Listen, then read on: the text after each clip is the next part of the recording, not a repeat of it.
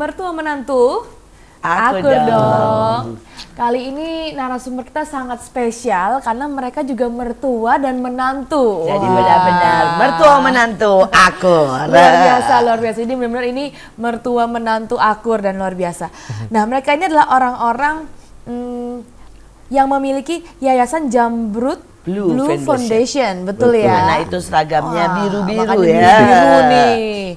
Luar biasa banget. Mungkin bisa perkenalkan sedikit dari mertuanya dulu ya, mertua menantu ya, urut umur ya. Namanya siapa, terus di yayasan ini sebagai apa, nanti lanjut dengan menantunya. Ini yayasan apa? Yayasan apa gitu, dibangun dari sejak kapan gitu. Mari Pak. Perkenalkan, nama saya Haji Suhartono. Saya pendiri Yayasan Jamrud Biru, khusus menangani orang dengan gangguan jiwa atau ODGJ, yang merehabilitasi khusus orang dengan gangguan jiwa, yang hingga saat ini kami dirikan Yayasan Jamrud Biru itu di tahun 2009. Wow, sudah lama sekali ya Pak. Ya, dan kita bersyukur sama Tuhan Yang Maha Esa, ya hingga saat ini Jamrud Biru masih beroperasional, sudah banyak menyembuhkan dan juga banyak memulihkan pasien kembali sehat ke masyarakat dan keluarga. Dan saat ini kami menampung sekitar 150 pasien. Nah, ini sudah menurun di angka dari tahun 2022, kami di angka 235 pasien. Cuma kategori pasien kami ada 3 golongan. Yang pertama, pasien yang memang ada keluarganya. Yang kedua, ada pasien ada keluarganya tapi dibuang. Terus ada pasien yang memang terlantar dari jalanan, kiriman dari masyarakat, kepolisian, pemerintah, dan kiriman dari beberapa instansi di Kota Bekasi. Wow. Nah, sekarang dari menantunya. Perkenalkan, kalau aku Ardiansyah Pratama, di Yayasan Jamrud Biru itu sebetulnya baru 3 tahun, berjalan 4 tahun. Dulu aku tuh sebelumnya wartawan. Jadi aku bikin liputan khusus terkait orang dengan gangguan jiwa di Indonesia, penanganannya. Aku muter Jakarta, Bekasi, dan beberapa panti, dan akhirnya ngelihat Yayasan Jamrud Biru itu pendekatan persuasif dengan pasien, kedekatan pasien dan pendamping itu sangat dekat, kayak nggak ada jarak gitu. Mungkin makanya pas udah nyemplung langsung, terjun langsung di 3 tahun ini, nyata treatment yang dipakai memang treatment dasar yang antar manusia ke manusia. Jadi mereka bisa pulih, kayak gitu. Tidak orang yang memanusiakan manusia. Iya, betul. Tidak seperti yang beberapa lainnya yang sistemnya kekerasan, diskriminasi, kayak begitu. Ya syukur bisa bantu menangani orang-orang dengan gangguan jiwa di Yayasan Jamrud Biru, terutama kita bisa senang melihat orang yang tadinya sering impulsif dia, marah-marah, akhirnya pulih kembali ke keluarga, harunya mereka kembali ke keluarga, dan pas kita samperin mereka sekarang udah sehat, sudah jalan normal seperti biasanya gitu. Sungguh-sungguh ini sebuah pekerjaan yang mulia ya. Amin. Karena siapa sih yang mau gitu ya, namanya hidup sudah banyak masalah, ini tambah ngurusin orang yang bermasalah. Ya, ngurusin orang sehat yang normal aja susah, apalagi ngurusin orang yang nggak normal. Ya, yang pemarah, yang mungkin mandi aja nggak mau. Nah, pertanyaan saya, bagaimana Bapak sebagai pendiri dan pemilik punya hati ke mereka? Awalnya ini dari mana Pak? Tahun 1994 saya bekerja di suatu panti yang sama sebagai kepala perawat waktu itu. Selama 25 tahun saya bekerja, pimpinannya sudah meninggal dunia, dan pimpinannya itu pernah bilang ke saya, kalau tolong pengalaman yang sudah kamu dapat, ya kamu jadikanlah berguna untuk orang banyak. Akhirnya saya dirikanlah Yayasan Jamrud Biru, yang sekarang saya sudah hampir 30 tahun lebih ya jadi ngurus orang sakit jiwa. Jadi selama rentan 25 tahun suka dan duka yang saya hadapi itu nggak sedikit gitu kan. Menghadapi ODGJ yang temperamental, yang sudah mengarah ke pembunuhan, berani membunuh orang dan juga melakukan tindakan agresif kepada orang gitu. Ya, resikonya sampai jari saya juga putus, dibacok, sampai gigi saya patah. Ini kepala saya banyak bekas jahitan dan juga belakang saya kalau buka itu banyak bekas tusukan-tusukan pisau ya. Itu. Jadi dari situlah saya tetap semangat untuk mengurus orang sakit jiwa dan ya kita bersyukur sama Tuhan. Jamrut Biru punya target 1 bulan itu paling sedikit 6 pasien harus sembuh. Itu target Jamrut Biru. Tapi ternyata kita bersyukur Jamrut Biru 1 bulan malah di angka 15 orang sembuh, sehat dan pulih. Seperti itu. Nah, apa ini yang menjadi dorongan? Misalnya kan dulu di awal apalagi ya, Bapak berkata, ya saya mau. Anak muda, waktu itu kan pasti jelas Bapak masih sangat muda, sekarang aja masih muda ya. Kok mau gitu ya? Orang lain kan jijik pergi, apalagi kalau yang udah nggak mandi, terus kemudian buang air di situ. Itu pekerjaan yang paling dihindari. Ya. Dan bagaimana Bapak mengambil keputusan dan punya hati ke sana? Pertama ada rasa iba. Ada rasa iba. Jadi saya pernah mengadakan suatu evaluasi ya, ataupun saya mengadakan suatu pelaksanaan bagaimana orang dengan gangguan jiwa ini yang mungkin banyak orang tidak memperdulikan ataupun tidak care ya dengan orang seperti ini. Pada suatu saat saya pernah melihat orang sakit jiwa berjalan di jalanan, saya ikutin. Setiap dia lapar, dia meminta kepada orang. Tapi kenapa bukannya nasi yang dikasih ataupun makanan yang dikasih, tapi sebatang kayu dan batu untuk mengusir. Kita lihat anak-anak yang maaf ya, notabene mungkin anak yatim, bukan saya membedakan, bukan, ataupun anak terlantar lah, gitu. Dengan orang sakit jiwa. Mari kita hitung setelah dia 15 tahun kemudian. Mungkin si anak itu bisa bekerja, mungkin si anak itu bisa mempunyai kemampuan untuk masalah ekonominya. Tapi orang dengan gangguan jiwa, ketanda kutip cacat mental, setelah 15 tahun apakah si pasien itu tetap sakit jiwa? Tetap.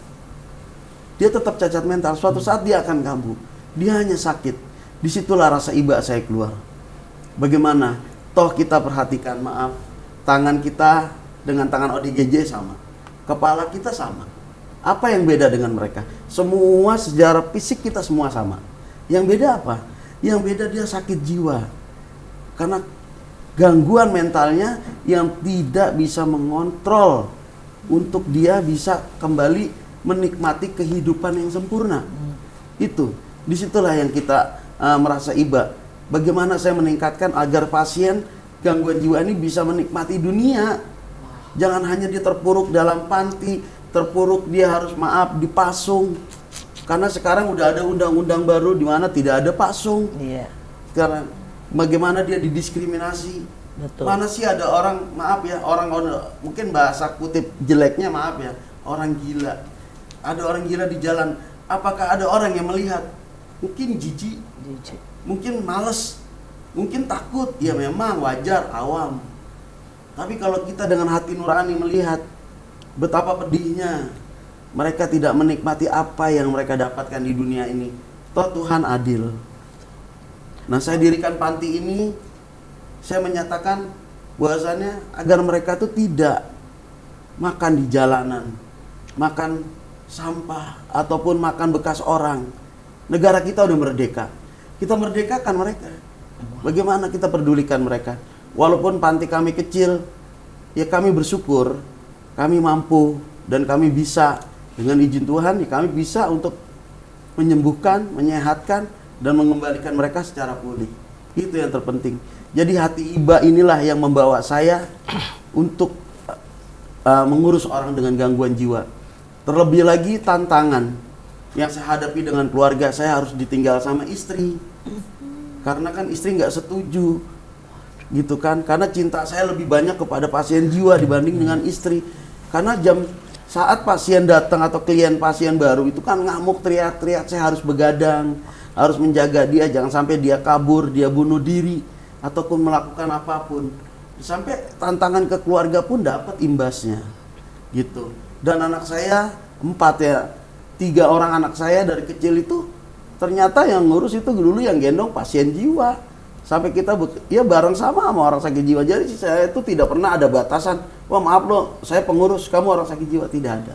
Saya rangkul semua seperti keluarga. Dan di rumah saya pun ada orang sakit jiwa yang membantu semua keurusan rumah tangga saya.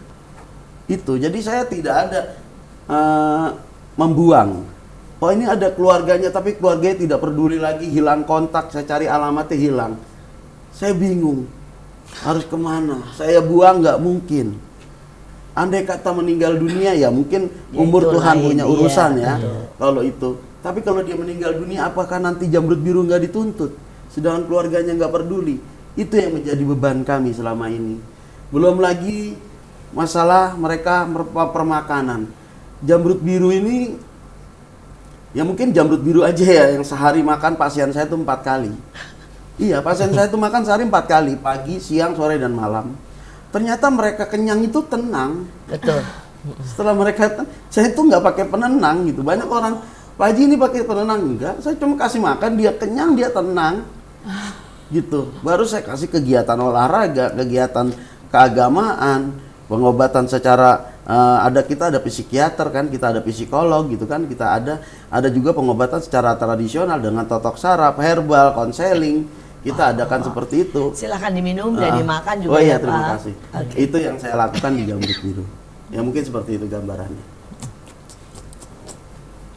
Nah terus untuk Pak Ardiansyah ya tadi ya, berarti ini kan waktu lagi wawancari beberapa tempat, tiba-tiba jatuh cinta lah dengan Jamrud Biru ini. Betul. Benar ya, dan ketemu juga dengan Jatuh cinta juga sama anak saya. jatuh cinta juga dengan anaknya gitu. Jadi tidak hanya jatuh cinta dengan institusinya ya, tidak hanya jatuh cinta dengan yayasannya, tiba-tiba ketemu jodohnya juga di sini dan ikut kecemplung juga di sini gitu. Nah awalnya tuh gimana sih kok akhirnya bisa gabung, ambil keputusan menikahi sang Putrinya. putri lagi. Kalau background aku kan memang sosial ya, di Universitas UIN Syarif Hidayatullah Jakarta. Saya di kesejahteraan sosial, jadi sering melakukan survei ke beberapa panti. Nah, panti disabilitas, gangguan jiwa. Dan ketika itu pada saat di jalan waktu itu di mobil kita bareng-bareng, orang sosial pun ketika ngeliat ODGJ di jalan, mereka cuma bilang yang normatif gitu. Bilangnya pasti apa biasanya kalau misalnya Mbak ketemu ODGJ? Apa ya? Kasihan. Kasihan. Pasti semua normatif bilangnya kasihan ya, kayak gitu. Nah, padahal gangguan jiwa itu, kesehatan mental itu bisa terjadi sama kita juga. Kapanpun, dimanapun, sedang apapun, dan masalah apapun, kecil besar tuh kita punya. Karena pada prinsipnya itu di kita itu punya gangguan jiwa sekitar 30%. Sisanya bagaimana naiknya aja. Semua manusia. Semua manusia punya tergantung gangguan jiwa. Kita klasifikasinya aja, nanti nambah masalah, nambah dikit, terus gimana manajemen Rata-rata stresnya. 30%. Ya, boleh saya buktikan sekarang. Gimana Pak? Apabila ada seseorang, ibu ibu merasakan kesal dengan seseorang tapi tidak tersalurkan kesalnya, ibu ngomong sendiri. Oh iya. Aduh, nyebelin gitu kan misalnya ya, itu udah mulai tuh ya. Ada orang nggak tuh? Nggak ada. Nah, ibu ngomong sendiri kan? Iya. Nah, itulah karena tekanan batin. Orang sakit jiwa itu semua tekanan batin. Jadi kita ada gangguan jiwa di diri kita tuh ada. Terus apa lagi tuh? Contoh dibukti kok bisa sampai 30%? 30%. Yang kedua, kadang kita mengingat sesuatu yang bahagia, tanpa disadari kita senyum-senyum sendiri. Oh iya. Terus kita kesel sama orang. Kita nggak sadar sendiri, nginget, gue benci sama lo sampai kapan juga. Nggak ada orang. Terus lagi dengan keluarga. 30% kita ada dengan keluarga. Dengan istri, dengan apa? Kita berbohong, melakukan tindakan-tindakan yang tidak baik di luar, itu gangguan jiwa. Iya. Kenapa tidak? Itu gangguan jiwa. Jelas-jelas ada istri, ada anak. Kenapa kita melakukan hal yang tidak senonoh? Itu terganggu jiwanya. Jadi tidak bisa mengklarifikasikan diri kita, jiwa kita yang baik itu gimana. Jadi cikal bakal itu kurang lebih sekitar segitu ya. Ya apa namanya yang disebutkan tadi ya itu ada di diri kita semuanya tanpa kita sadari gitu. Makanya kita dituntut untuk manajemen fokus, manajemen kelola stres kita seperti apa. Nah pada saat di yayasan itu seperti yang saya bilang tadi, udah beberapa panti saya samperin bareng teman-teman. Itu kan saya camper sekaligus nulis naskah ya. Saya mengalami kedekatan di Jamrut Biru karena yang tadi saya bilang, memilih untuk terjun langsung itu kok bisa gitu. Mereka pulih ternyata berarti dalam muncul pertanyaan dalam diri saya, berarti yang di jalan itu pun bisa pulih. Dan ketika saya mengalami hal itu, saya tahu tindakan apa yang saya lakuin, makanya saya terjun langsung. Dan kenapa di Jamrut Biru? Karena yang tadi saya bilang berbeda dengan yang lain. Betul. Ada sebuah kedekatan yang kedekatan. ajaib. Contohnya sampai di rumah pun ada. Kalau sama ayah ini, ibarat iya sama ayah. Di rumah pun ada. Satu hari 24 jam kita, lingkungan kita. Bahkan saya duduk, saya masih kerja gitu, sebelah saya ada KJ bantuin sambil ngobrol atau apa. Kayak gitu. Nah ini tadi saya tanya lagi nih Pak ya, buat Bapak berdua yang mana yang mau jawab boleh. Jadi kalau misalnya ini baru datang nih, gitu ya, orang anggaplah cukup parah gitu ya. Yang pertama kali Bapak-bapak lakukan apa ini? Maksudnya tahapannya ya, untuk membawa kesembuhan supaya buat setiap orang juga di sini bisa menjadi sebuah pembelajaran. Siapa tahu di jalan atau di keluarga ada yang seperti itu. Nah, bagaimana langkah awal untuk kita menangani?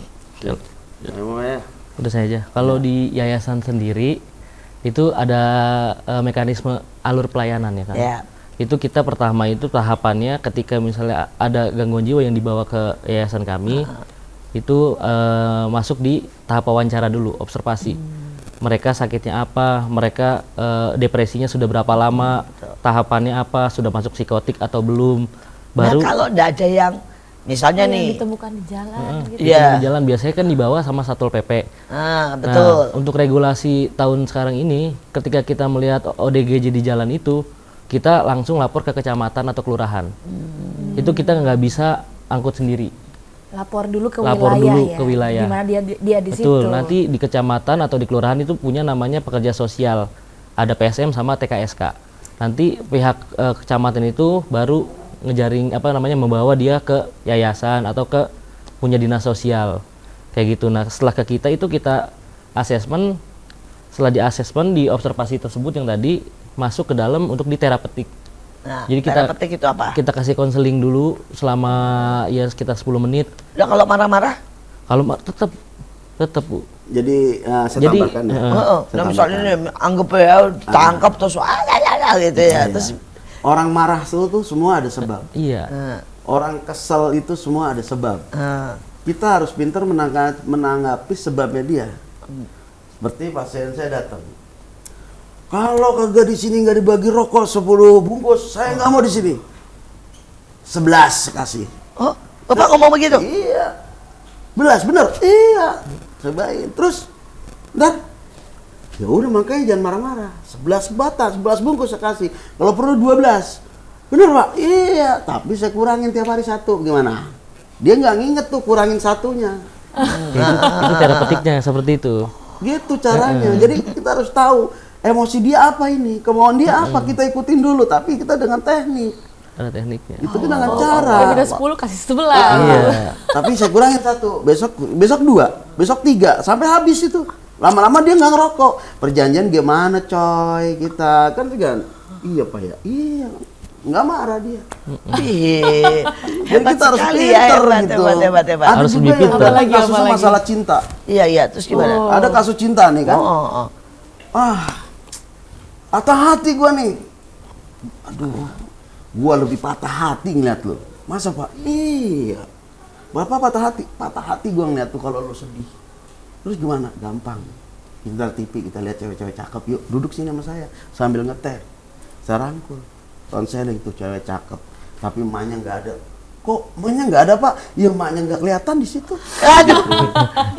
Nah, akhirnya mereka lupa tuh sama emosinya. Iya. Pinter-pinter kita, bagaimana emosi dianya? Kalau kita tanggapin dia emosi, kita emosi sama aja. Sakit jiwa. Wah, luar biasa Itu ini teknik itu. Jadi bapak. kita ikutin dia. Jadi Ajaib emosi itu semua. sekali. Mungkin ya ada di sini ibu atau ya mbak. Kalau emosi kan ada dasarnya. Iya, Apa pasti. dasar emosinya. Tapi saat emosi itu terkendali dengan sesuatu hal yang masuk dalam hatinya, emosi itu hilang. Iya kan? Iya. Seperti itulah. Jadi kita lihat dari emosinya. Treatment kita seperti itu. Nggak usah repot-repot terlalu. Wah, udah cepetan kita ini. Kasih obat atau Makin- apa makin itu nggak kacau. usah Makin, ya. dia makin jadi. Emosi dia makin tinggi. Makin dipaksa yang lain makin Betul. kacau. Wah, emosinya dan tenaga dia bukan tenaga sendiri, tapi Sendiri. tenaga dibantu dengan tenaga setan. Kita bisa mental semuanya sama dia. Gitu. Kadang kita kasih air, buah minuman ini. Ya, saya bawa minuman. Buat apa tuh? Lu mantra-mantrain ya, Kak? Ini air putih. Buat apa? Gue mantrain lu kalau minum ini dapat rokok sebatang. Bener Pak, ini nggak minum. Enak dah, minum ada. Emang tuh air udah saya bacain. Setelah saya bacain, total 10 menit, 15 menit tidur dia. Itu air yang saya buat. Seperti itu. Jadi harus lebih pinter dibandingkan dia, karena orang manipulatif ini, skizofrenia itu lebih manipulatif, lebih pinter, lebih curiganya lebih luas. Kayak kita misalnya datang, kita harus tahu dulu karakternya. Kayak misalnya untuk beberapa tahun terakhir ini tuh banyak umur di bawah 22 ya yang 22, masuk iya. gara-gara game online, Iya. gadget. Karena Online. sejak COVID, Iya, jadi sekarang banyak ini yang kita lagi lupa. ngadepin masalah game online ini. Nah, kalau misalnya mereka Gimana teriak-teriak tuh? minta game gitu Iya, gimana? ada. Sampai jadi- gamenya nggak ada, tuh handphone yang nggak ada masih begini. Masih begitu. Handphone udah nggak ada. Dia membayangkan ada gitu. Iya. Ada. Silakan lihat di Iya, YouTube namanya Iwan Game. Itu jamrut biru terkenal. Dan alhamdulillah si Iwan Game udah sembuh. Nah, itu, ini nih gimana? Waktu datang dia minta game teriak-teriak marah tuh terus Itu gimana dia. dia main? Kita gunakan totok saraf. Totok saraf di bagian kepala, punggung, kaki, tangan. Kita totok sarafnya. Sampai dia menemukan rasa sakit. Karena game online itu udah nggak rasakan sakit. Oh gitu. Betul. Sampai dia menemukan titik sakit. Aduh. Nah, Oh, dipencet gitu ya? iya, totok saraf bukan dipencet. Maaf kalau pencet beda. Tempel doang. Kalau totok saraf itu cuma tempel. Tempel doang. Kita goyang-goyang gini, dia ngerasakan sakitnya yang luar biasa seperti dibakar. Gitu. Itu totok saraf. Seperti itu. Dan itu memulihkan justru, membuat dia sadar. Iya, kalau dia udah bilang aduh, Berarti ngerasain sakit. ngerasain sakit. Sadar dia. sedikit. Sadar dia. Oh, karena mereka saking ininya sampai dia Iya. nggak bisa Karena ngerasa kalau game sakit. online itu, orang yang main game online itu orang egois. Orang yang egonya tinggi. Coba kalau main game online dipanggil emaknya nggak nengok. Enggak. Iya. Nah itu sama dengan orang sakit jiwa, kalau udah kena game online egoisnya tinggi. Nah, itulah kita didik biar egoisnya dia nggak tinggi. Caranya? Ya satu, adakan kegiatan dengan teman-temannya. Ya game online saya campur dengan pasien yang tukang ngomong. Hah? Terus gimana ceritanya? Wah, ini Kan ada menarik. pasien nih, ngoceh aja kan ya. Iya. Gua anaknya SBY nih, gua anaknya ini, Wahamnya lu tahu keluar nggak? ya? Waham dia kan? Iya. Waham dia tuh seperti, oh, lu tahu nggak? Gua dari ini nih, gua dari ini gitu. Deketin tuh anak game online kan keberisikan tuh. Nengok gitu. Nah, ngerti deh tuh, nggak usah obatin lagi, udah ngerti udah. Ntar dia mau terganggu, udah nggak ini lagi dia. Oh, nggak marah. Kagak marah. Enggak. Yang penting udah terganggu aja dengan yang berisik. Makanya banyak pasien yang saya gandeng, yang tukang jalan sama yang tukang Yang duduk pasif mulu. iya. Jadi yang Saya gandeng. ngikutin yang aktif gitu. Kita gandeng. Ditempelin Kamu aja. Tempelin. ikutin dia. Nah nanti saya bisikin nih satu. Kamu tahu nggak? Kamu tuh lagi diperhatiin sama dia tiap hari. Masa Pak? Iya makanya kamu perhatiin dia ya. Kalau dia kenapa-napa bilangin saya.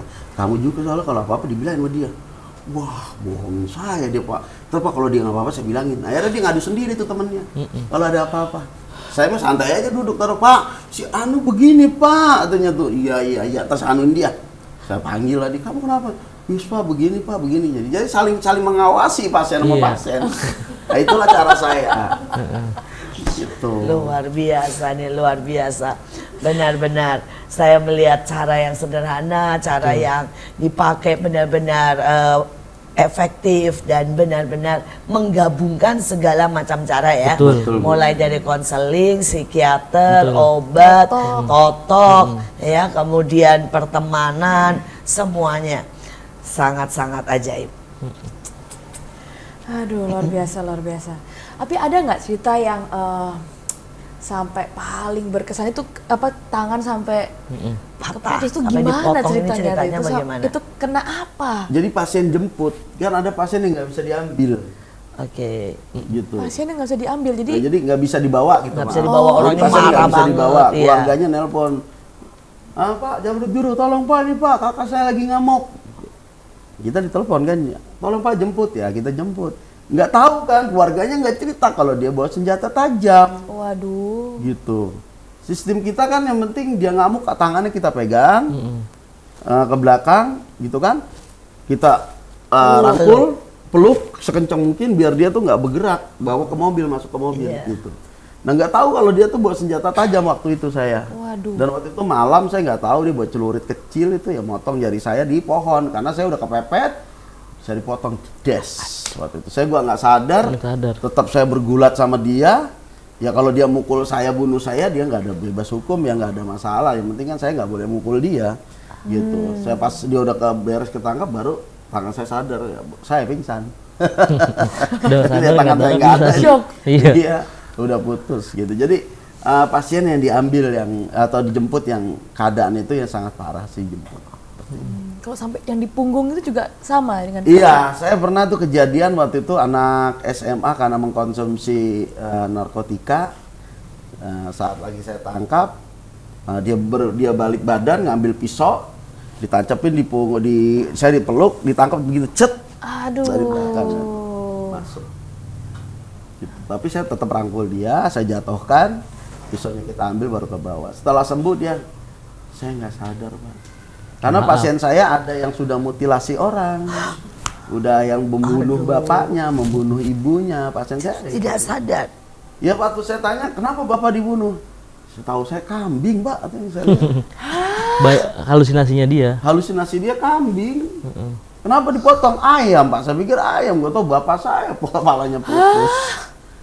Iya, ya itu seperti itu. Oh jadi waktu dia yang ini dia melihatnya tuh ayam. Iya. Mengerikan sekali. Tapi Aduh, dibalik Bapak mengerikan, luar biasa, Bapak luar biasa. Ada hal yang benar. membahagiakan. Wah. Ya. Ada nggak cerita yang paling membekas dia benar-benar dia sembuh terus dia mungkin ikut bantu lagi atau Oh banyak karyawan saya yang ex pasien Iya, jadi dikaryakan di sana. dikaryakan. Jadi keluarganya udah nggak ketemu, ya udah saya jadiin karyawan aja. Saya pakein seragam, nggak kelihatan, sembuh. Iya, sudah sembuh ya. Sembuh, total sehat. Gitu. Saya karyakan pasien saya yang udah sembuh jadi karyawan. Ada juga pasien yang ya ngeselin lah istilahnya, bikin saya apa sih ya, bad mood gitu, bikin saya Jengkel lah. gitu kalau orang Betawi bilang, kesalnya jengkel banget gitu. Kenapa, kan. Pak? Jadi kan saya bilang, pokoknya semua apapun harus bilang sama saya. Ingat itu. Nah, saya kan marah-marah tuh. Iya. Karena ada sesuatu barang yang hilang. Nah, tiba-tiba saya lagi tidur, enak-enak, dibangunin jam 2. Bangun Pak, bangun. Pak, ketok pintu. Ya Allah, jam berapa sih kita? Ya Allah, jam 3. Ada apa? Saya harus bilang sama Bapak. Iya, kenapa? Ya kan Bapak suruh bilang sama Bapak. Iya, kenapa bilang? Ini saya mau kentut Pak, buangnya kemana? Ya Allah, kentut kenapa bilang? Kan kentut kudu bilang sama Bapak. Itulah salah kita. Aduh, Iya, aduh, jadi aduh, apapun aduh, yang kita aduh. katakan ke orang sakit jiwa itu harus pintar-pintar. Karena dia pintaran dia mengingat gitu. Iya, jam 3 pagi. Iya, cuma mau buang kentut nanya saya kemana. Itu yang berkesan banget sama saya. Aduh. Kita break dulu karena kita ada di tengah-tengah daripada episode ini. Iya, tetap stay tune di MMA mertua menantu. Aku Aku dong. dong.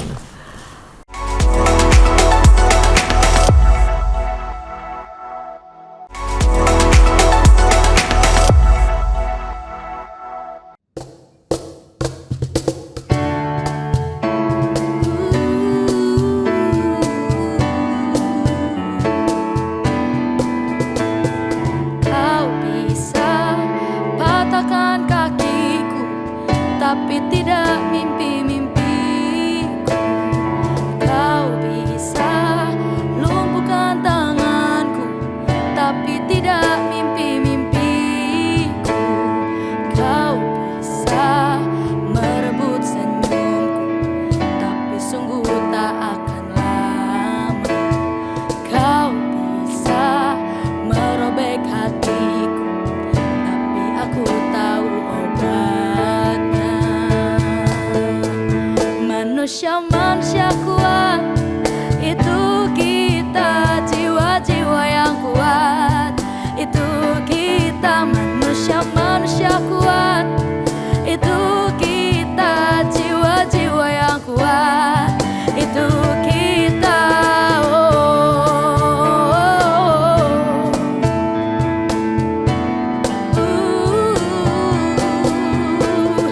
Kau bisa patahkan kakiku, tapi tidak mimpi-mimpiku.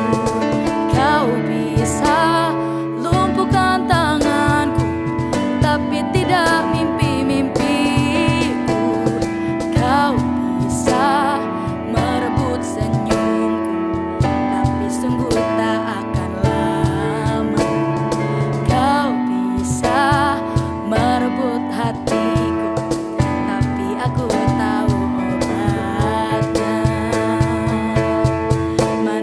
Manusia kuat, itu kita jiwa-jiwa yang kuat, itu kita manusia kuat, itu kita jiwa-jiwa yang kuat, itu kita manusia kuat, itu kita jiwa-jiwa yang kuat, itu kita manusia kuat, itu kita jiwa-jiwa yang kuat, itu kita.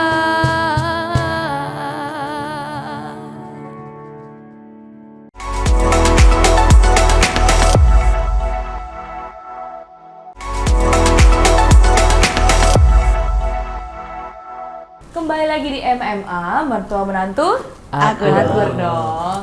Ini dengan dua bapak-bapak yang luar biasa, mertua dan menantu yang sungguh-sungguh akur. Mereka saling bahu-membahu untuk menolong orang-orang di bawah sana, untuk orang-orang ODGJ, untuk orang-orang yang punya gangguan mental health. Mereka sungguh-sungguh mertua menantu yang berkolaborasi yang sangat akur. Wah, Ini ada sebuah pertanyaan dari tadi yang saya pikirkan ya, itu kan biaya nggak murah ya Pak. Dari awal buat tempat, buat makan, buat pengurus dan sebagainya. Itu Bapak mulai dari mana? Apa memang Bapak dari awal sudah ada biaya atau bagaimana? Dan sampai hari ini sudah sekian tahun, biaya dari mana Pak? Saya cuma bermodalkan nekat. Saya percaya Tuhan punya duit banyak. Gitu. Nah waktu awal itu Bapak nggak punya apa Pak? Saya sempat jual motor, saya sempat jual beberapa benda berharga saya habis-habisan hanya untuk mendirikan sebuah yayasan saya. Dan memang saya jujur, yayasan saya masih ngontrak Sampai hari ini? Sampai saat ini masih ngontrak. Kalau untuk biaya mereka yang ada keluarganya nih, biaya di Yayasan Jamrut Biru itu biaya perawatan, pengobatan, pembinaan, pelayanan, pengurusan, seragam, kebersihan gratis. Saya hanya minta biaya makan. Silahkan keluarga mampunya berapa untuk memberikan makan keluarganya. Kan di rumah makan dia nih, pindahkan makannya di yayasan biayanya. Udah hanya itu biayanya. Dan untuk yang tidak ada keluarganya, ya itulah yang menjadi beban saya selama ini. Karena saya berharap banyak donatur dermawan yang membantu yayasan saya. Karena satu makan sehari 4 kali, untuk beras. Itu nasi semua? Kita makan malamnya, kita makan beda ganti-ganti. Ada bubur ayam, ada kacang hijau, ada kadang nasi goreng. Kita ganti-ganti. Malam. Kalau malam itu kita. Tapi kalau pagi, siang, sore itu biasa nasi? Nasi, pagi itu kita nasi sayur ayam. Oke, nah siangnya pakai kita. daging terus ya? Kalau daging kita nggak boleh, Bu. Pasien saya pantang makan daging kaki 4, tidak boleh memakan makanan yang banyak mengandung ragi, tape uli, tape ketan, tape singkong. Tidak boleh meminum minuman yang berkarbonasi, tidak boleh makan buah durian kecuali saya. Saya juga. Iya. Karena sembuh ya, sudah sehat ya. Begitu untuk biaya untuk biaya tapi kami. maksudnya daging saya itu maksudnya ayam boleh ya? Boleh ya. Tempe, tahu, telur. Jadi Ikan. kalau makan itu sehari saya 80 kg beras. Itu buat Satu hari.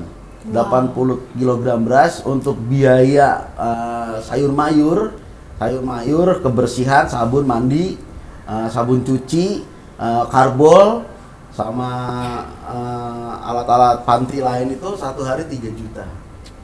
Itu untuk mereka. Dan saya mengharapkan ya dari dermawan dan donatur. Untuk pasien yang bayar ini sedikit saya ambil sekitar 2 sampai 300 ribu. Saya ambil biayanya untuk membiayai yang tidak ada keluarganya atau dikatakan subsidi silang. Jadi Bapak memberikan itu nggak patokan sebulan berapa buat mereka yang bayar? Ada juga yang minta patokan, ada juga enggak. Kadang saya bilang kalau minta patokan berapa nih Pak? Ya setelah ibu mampu berapa? Mau sehari 50 ribu. Orang 4 kali makan sehari berapa? Silakan hitung sendiri. Gitu. Pantasnya orang sekali makan mungkin 10 ribu lah satu piring. Iya. 4 kali piring Ya, anggap 40. Iya, anggaplah Jadi 50 30 hari. Silakan berapa? Cuma bayar. itu aja ya? Iya, biaya lain saya enggak ada. Ya kadang saya ya mengharapkan dari donatur dan juga kita ada di kitabisa.com ya, Nyamrut Biru kita punya linknya. Ya mungkin dermawan donatur yang mau membantu silakan. Dan saya juga lagi berharap ada donatur yang mau memberikan lahan buat saya. Karena Jamrut Biru ini banyak banget pasien yang harus kita tangani dan banyak yang kepercayaan kepada Jamrut Biru untuk menangani ODGJ. Inilah yang masih menjadi beban saya. Jadi kalau sekarang itu kontrak terus Bapak bangun sendiri atau memang sudah ada rumahnya? Ada gedungnya, tapi belakangnya saya rehab sendiri. Direhab lagi. Saya rehab sendiri gitu. Apa tidak ngurus ke pemerintah Pak? Bukannya pemerintah ada tuh ya bantuan untuk istilahnya untuk khusus menangani ini? Sebetulnya untuk pemerintah sudah bantu banyak ke kita gitu ya. Cuman kalau untuk bentuknya sebuah lahan atau sebuah materi gitu, itu memang belum, dan kita juga mengharapkannya itu nggak dari pemerintah doang sih sebetulnya. Yang mau aja, yang peduli bareng mereka, yang peduli sama mereka, kita bareng-bareng amanahkan ke kita rawat bareng mereka gitu. Pemerintah juga cukup banyak bantu juga sih, walaupun nggak berbentuk materi. Karena kita kan terdaftar di Dinas Sosial Kota Bekasi, kita terdaftar di Dinas Sosial Provinsi Jawa Barat, dan kita terdaftar juga di Kementerian Sosial Republik Indonesia. Soalnya kayak sekolah ini kan juga sekolah sosial ya, maksudnya. Jadi kami memang menerima murid-murid yang tidak mampu. Betul. Kalau ada yang tidak mampu dan tidak bisa bayar, ya kami bebaskan sama sekali. Betul. Nah itu kalau buat murid-murid itu kan ada yang namanya dana BOS. Iya. Di mana satu murid bisalah ada setiap bulan bisa dapat tambahan 100.000 untuk, tapi jadi dia memberikan surat miskin dan sama sekali tidak bayar. Nah, apakah kalau di pemerintah tidak ada buat khusus orang Beda gangguan kali ya. jiwa? Beda instrumen sih ya kan, itu kalau sekolah kan masuk instrumennya di pendidikan kan. Iya. Kalau di kita kan Kementerian Sosial. Mungkin masuknya kita di DTKS, itu data terpadunya untuk bantuan kayak bansos atau apa kayak gitu. Yang saya katakan tadi, kita sudah banyak dibantu tapi mungkin belum dapat yang bentuknya materi atau lahan kayak gitu aja. Ya. Sekarang pertanyaan yang lebih lagi ya. Tadi kan dibilang yang pertama pendekatannya konseling, ya kan? Terus kemudian seperti yang tadi Bapak memberi contoh bagus sekali soal rokok dan sebagainya. Sekarang setelah itu ya tahapan apa lagi nih yang sampai membuat orang itu akhirnya sembuh ya? Kalau di yayasan kami itu Jamrut Biru, kalau di mekanismenya itu ada 2 metode, metode tradisional sama metode medis. Medis itu pasien yang boleh milih atau asesmen keluarga, jadi keluarga. Kalau sampai misalnya itu yang pasien dibawa gitu ya, terus itu terserah Bapak. Iya, itu kebijakan kita langsung. Biasanya langsung ke tradisional aja. Oke. Tradisional itu mencakup 4 terapi. Apa? Terapi pembinaan, terapi konseling, terapi pijat saraf, sama resosialisasi. 4 terapi tersebut semua, mau yang pasien memakai obat itu tetap harus dapat. Jadi psikiater di kita kolaborasi itu untuk obatnya itu yang sambil bisa terapi, melakukan pembinaan psikososial. Jangan sampai yang teler. Jangan sampai yang teler, yang udah blackout, udah ngapain. Iya, betul. Saya kan di sini kebetulan jarak mungkin cuma sekitar 500 meter, itu ada gitu.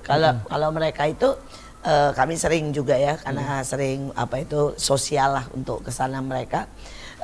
Mereka metodenya adalah setiap yang datang, ya terutama yang agak bermasalah teriak-teriak ya, itu hari pertama sampai hari ketiga itu suntik. Jadi benar-benar dibuat teler. Oh, kita enggak. Nggak ada ya Enggak kalau ada dari Bapak ya? Kita enggak ada. Saya juga pernah menyatakan ke psikiater kita nggak setuju. Iya. Oh gitu. Saya nggak setuju. Karena apa? Obat bius seperti itu efeknya sangat bahaya. Bahayanya apa Pak? Merusak sarafnya lebih tinggi. Gitu. Jadi mereka malah geletak, kegiatan nggak ada, bangun atau ngamuk. Atau marah-marah. Ngeri lah, lebih ngeri ya. Lebih Kita ngeri. nggak bisa Terus lebih pendekatan nggak bisa kita sampai kendalikan. mana? Dan kita nggak tahu karakternya. Kita nggak tahu karakter. Jadi pasien ini kan kita harus benar-benar face to face setiap hari kan. Mereka kadang manja sama saya, kadang ini ya. Kita harus tahu bagaimana karakter mereka mengikuti alam dia ini kita bagaimana. Mau buang gitu. kentut saja izin ya. Iya, makanya seperti itu. Banyak pasien yang harus kita tangani seperti itu. Kalau hanya bisa disuntik, ya sampai kapan gitu? Mereka harus merasakan itu. Kalau menurut saya ya. Walaupun ini kita ada obat psikiater ada, tapi kalau suntik saya enggak. Enggak, justru sama sekali. Enggak. Makanya bedanya itu. Ketika pasien datang mau dia ngamuk mau apa, kitanya yang nyamperin itu harus rela dulu. Rela nanti dihantem, rela ini. Kalau kita nggak rela, Ditusuk bahkan. iya. Kalau kita nggak rela dulu, nggak ikhlas dulu ngambilnya dia, itu bakalan ya metodenya beda. Jadi kayak udah suntik aja biar dia nggak ngamuk. Kalau kita nggak gitu, kita harus tahu karakternya pada saat di awal, Ambil, karena justru. pada saat pertama ini yang nanti menentukan dia ke depannya. Kayak gitu. Makanya di awal itu kita observasi dari keluarga, observasi pada saat dia penjemputan atau misalnya pada saat kita ngelihat dia. Kayak gitu. Jadi contohnya ada yang ngamuk, tapi ternyata amukannya dia itu nggak seberbahaya yang kita pikirkan walaupun sudah megang golok. Contohnya yang beberapa kali dijemput itu anak muda, tapi ternyata dia wahamnya itu, halusinasinya itu anime. Jadi ketika kita ini panggil lari, dia begini kayak Naruto gitu. Beneran gejalanya itu karena dia nggak sering tatap muka sama orang. Dia selalu di dalam nonton sama main game online itu. Nah ternyata Dia lari, dikejar-kejar dia iya, lari. dia nganggapnya ya golok itu cuman ya bambu biasa, padahal orang udah pada takut. Nah makanya kalau misalnya kita langsung suntik obat bius, nanti kita nggak dapetin momen ini nih. Kalau kita dapat momennya, kita tahu nih, jangan kayak gitu, yuk kita nonton bareng kayak entah apa, kita jadi langsung dapat deket. Jadinya penanganan Bisa setelahnya. tahu masalah intinya tuh apa sih Iya, sebenarnya. karena orang apa namanya di yayasan kami itu paling sering itu yang cepat pulih itu orang yang paling sering ngamuk. Oh, Yang yang aktif. diam. Kalau yang diam susah sembuh, Dibanding Bu. yang pasif yang Susah diem. sembuhnya. Susah. Susah karena kita tanya diem baik, kita tanya diem baik, maunya dia apa? Diem baik. Diem Itu aja. yang Dia kita nggak ketemu-temu. Oh, Diem kalau aja. dia marah, kita jadi bisa tahu Ya, oh kita ini sakitnya tahu. kenapa Nah, gitu iya, ya. marahnya dia begini. Karena kita rata-rata psikososial, jadi metode rangkul, metode persuasif, metode yang seperti ini tuh sangat kepakai gitu kalau misalnya untuk gangguan jiwa, terapi dasar gangguan jiwa kayak gitu. Dan paling sulit sembuh tuh orang sakit jiwa itu karena keturunan, Klinis. Justru ada. karena gen. Paling Itu klinis. susah banget sembuh. Itu yang paling sulit. Dan apalagi di zaman sekarang ini di tahun-tahun 2003 nih ya. 2023 maaf.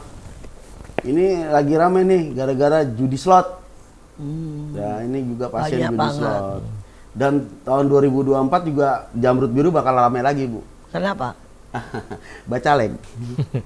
Resesi Ya, atau apa? caleg gagal. Oh, caleg gagal. Iya, Oh, betul, caleg betul, betul, betul, betul. Caleg gagal masuk pasti. Dulu sampai banyak banget ya. Iya, saya waktu Zaman tahun itu. dulu itu sampai 15 caleg. Kan udah keluar uang semuanya. Betul. Makanya yang tadi saya bilang 30%-nya naik mungkin tuh jadi 80. Oh, Iya. Makanya tahun 2024 kita udah siap-siap nih caleg-caleg yang gagal. Oke, oke. Iya, Tapi dirahasiakan sama keluarganya. iya pastilah karena kasihan kan. Dan kalau misalnya bisa dirahasiakan dan mereka kembali ke apa itu ke masyarakat kan. alhamdulillah normal semua kembali. Dan mereka cuma 2-3 bulan sembuh di Jamrut Biru. Bagus. Saya hanya mindset dia, pikiran dia saya mindset, saya perbaiki. Ya itu cara memperbaiki, mereka kan sudah hilang semua nih. Uang hilang, gagal, malu, Iya. kadang-kadang sudah jual rumah. Itu. Nah ini mindsetnya cara balikinnya Saya gimana? bawa ke lapangan. Terus, Iya. Saya suruh teriak sekencang-kencangnya. Keluarin keselnya. Yang kesel sama siapa? Teriak. Wah. Udah, Pak. Ya kenceng. Kata kesel. Ini sama alam kesel coba. Dia sadar. Iya, Pak. Saya ngerti, Pak. Ya itu, kita main sama alam aja biar dia tahu. Kita juga ada terapi peluk pohon. oh itu. Iya. Karena Tujuannya apa terapi pohon itu ketika pagi hari dia pada dasarnya kan ya, gangguan jiwa itu kurang serotonin, sel senangnya. Nah di pohon itu pada saat kita peluk kita dapat bahagianya, dapat senangnya, dapat. Kita Dari bawa situ, di jalan-jalan. alam.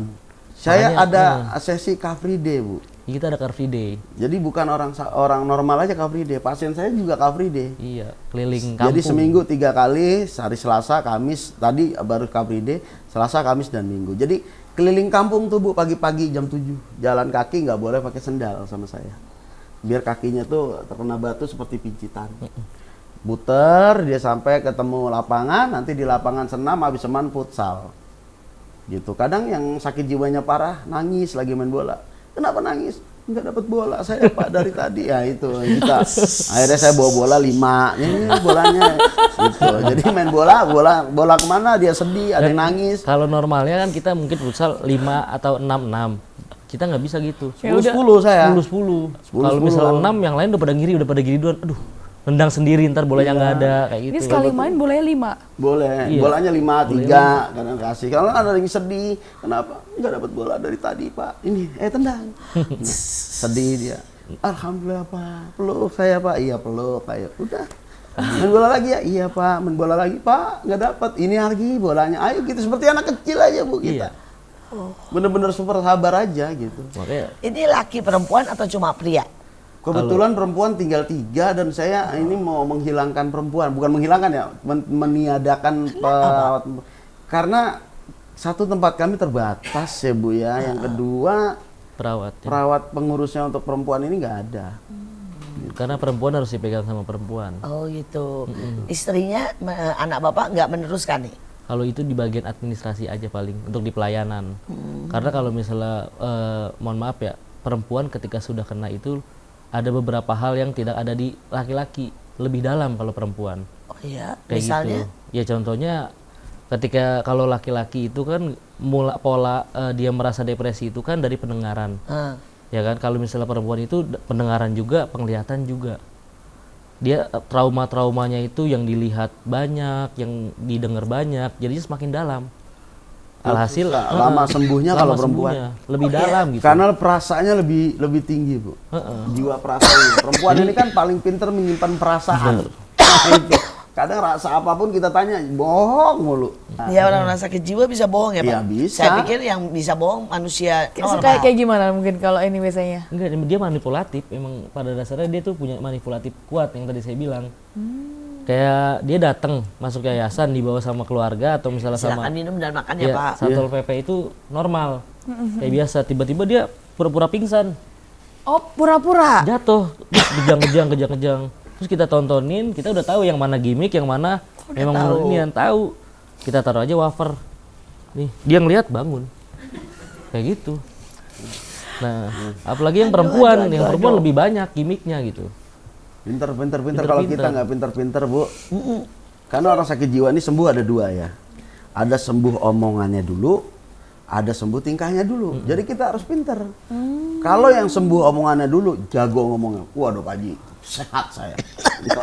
Rapi ngomongnya pokoknya. Rapi, sehat saya. Apa yang kagak sehat? Ntar ya kita lihat ini di malam hari. Kan saya ada CCTV kan, begitu yang jaga malam laporan.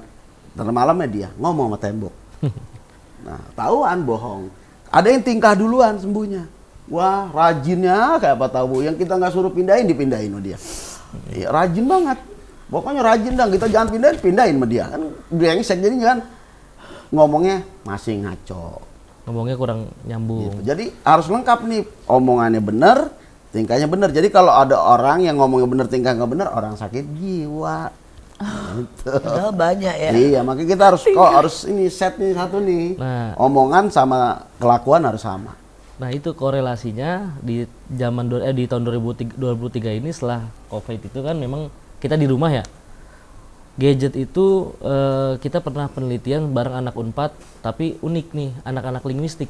Bukan orang psikiater, bukan orang Linguistik ya. linguistik, bahasa ya, orang bahasa. Jadi mereka meneliti kecenderungan potensi umur di bawah 20 tahun itu kena gangguan jiwa, yaitu informasi yang didapat itu pada saat kecil itu informasi terlalu banyak didapat yang bukan kapasitasnya.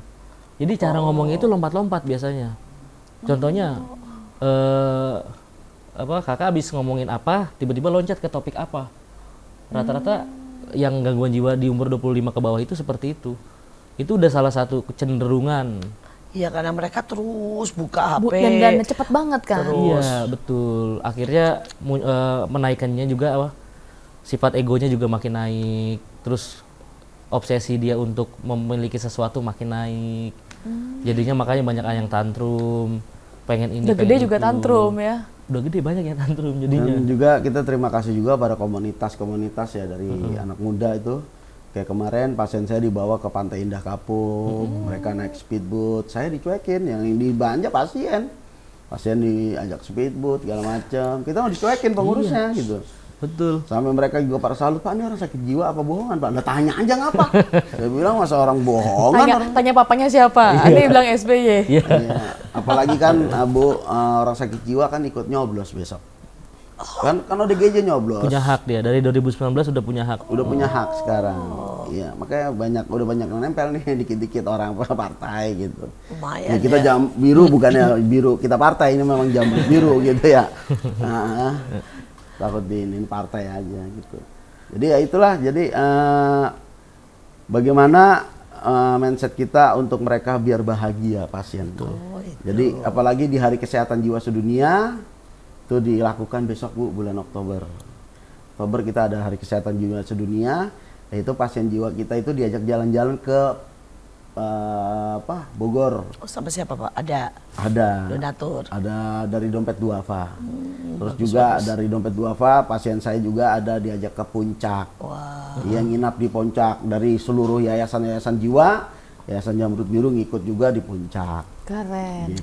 Keren, Jadi keren. ya itulah banyak. Jadi kalau mereka juga nggak refreshing ya gimana? Kasihan, Kasihan ya. juga. Ini sudah mendekati akhir. Siap. Bisa Bapak kasih sebuah statement, pesan buat semua yang lihat ya, supaya bagaimana menyikapi dan bagaimana supaya mereka itu bisa ya ikut sumbangsih lah atau menolong orang-orang yang punya. Gantian. Yang pertama pesan saya, apabila ada masalah di diri kita atau di pemikiran kita, apapun masalah itu hadapi. Dan yang kedua curhat, karena curhat itu sehat, mengeluh itu indah. Jadi kalau ada masalah kita hanya mendiamkan diri dan kita takut dengan masalah itu akan menggerogoti pemikiran kita dan kita akan terkena gangguan jiwa.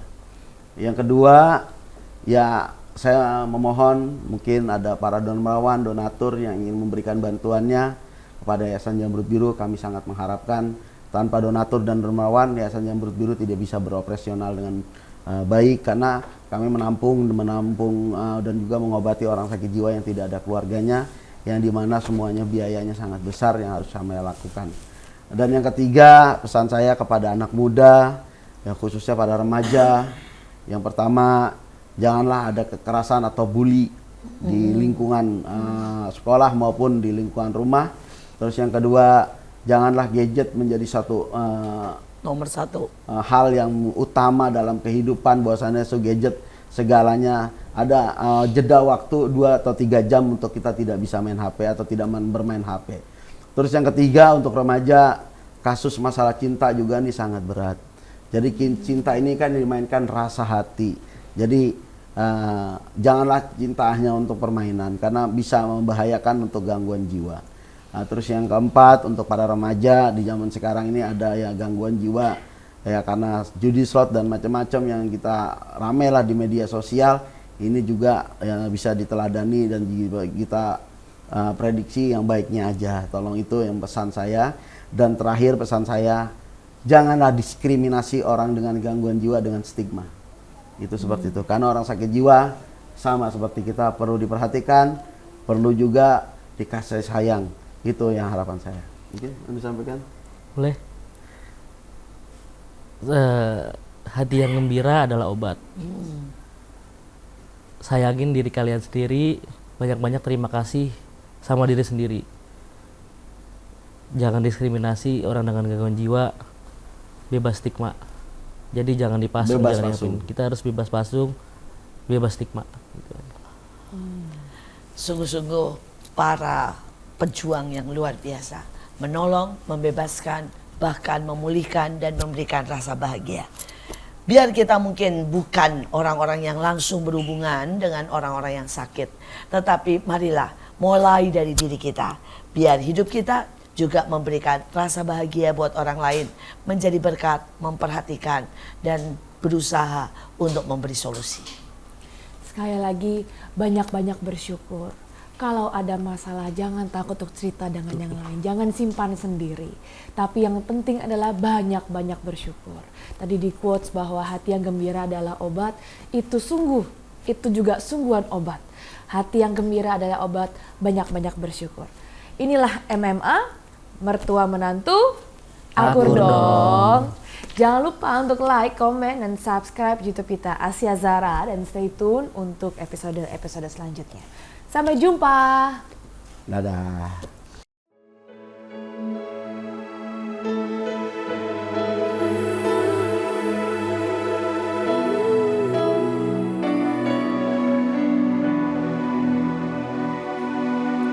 Aku termenung di bawah mentari, di antara megahnya alam ini, menikmati indahnya dunia. Ku rasakan damainya hatiku. Jangan biarkan damai ini pergi. Jangan biarkan semuanya berlalu. Hanya padamu Tuhan tempatku berlindung dari semua kepalsuan dunia.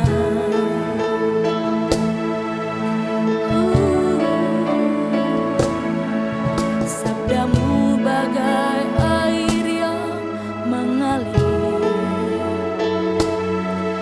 basahi panas terik di hatiku, menerangi semua jalanku. Ku rasakan tentramnya hatiku. Jangan biarkan damai ini pergi. Jangan biarkan semuanya berlalu.